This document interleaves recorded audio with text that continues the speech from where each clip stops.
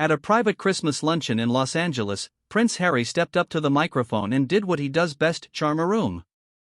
With a playful grin, he delivered a Downton Abbey joke that had the audience roaring.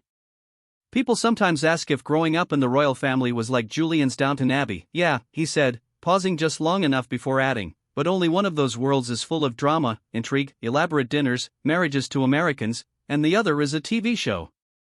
The timing was impeccable. The delivery was flawless. And the room loved it.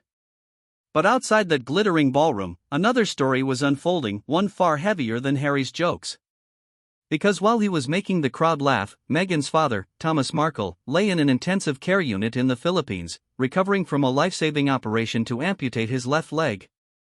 Surgeons had removed the limb below the knee only a day earlier. Another procedure was already scheduled to deal with a blood clot. He was weak, frightened, and uncertain about what came next. Yet Harry didn't mention him. Not a word.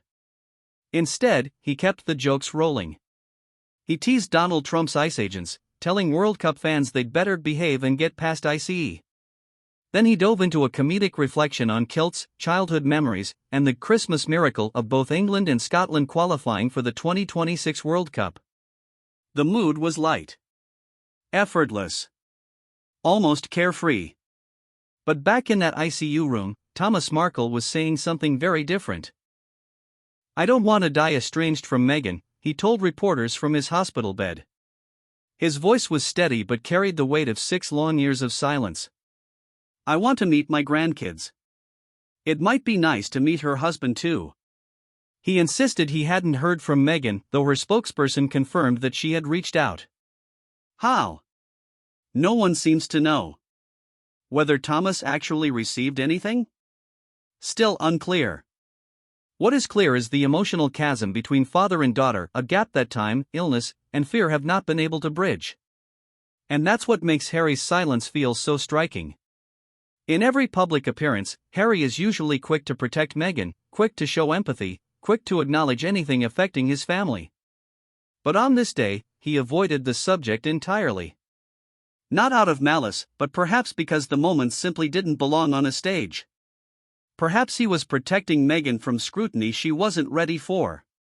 Or perhaps the story was still unfolding behind closed doors, too delicate to touch. Yet the contrast remained impossible to ignore. Harry, standing beneath chandeliers, joking about kilts, independence, and British pubs staying open until 1 a.m.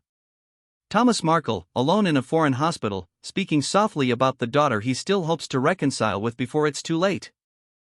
2 worlds. 2 realities. One family thread stretched thin across half the globe. And still, the questions linger. As Meghan quietly attempts to reconnect. As Thomas expresses a final wish for peace. And as Harry continues navigating a life halfway between the royal stage and the American spotlight. Will these separate stories ever meet in the middle? Or will they continue moving forward, parallel, distant, and unresolved? Sometimes the loudest moments come wrapped in laughter. And sometimes the quietest ones tell the story no one sees.